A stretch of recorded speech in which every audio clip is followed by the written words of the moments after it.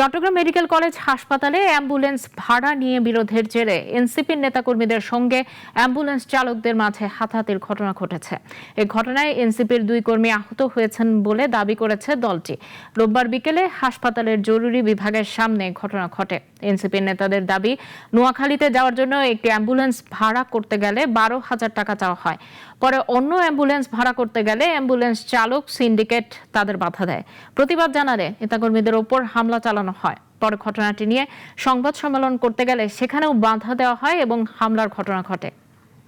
দর্শক, আপনারা দেখতে পাচ্ছেন সরাসরি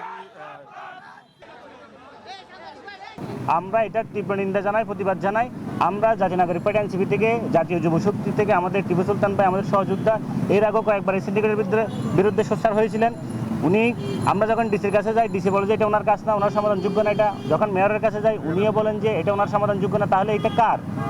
পুলিশ যে বারবার রাষ্ট্র যে বলে জঙ্গল সুলিমপুরে রাষ্ট্র আছে, আর একটা রাষ্ট্রের ভিতর রাষ্ট্র আছে। তো রাষ্ট্রের ভিতর রাষ্ট্র তো এখানেও আছে, সিন্ডিকেট আছে এখানে। মেডিকেলের মধ্যে তো রাষ্ট্রের ভিতর রাষ্ট্র আছে।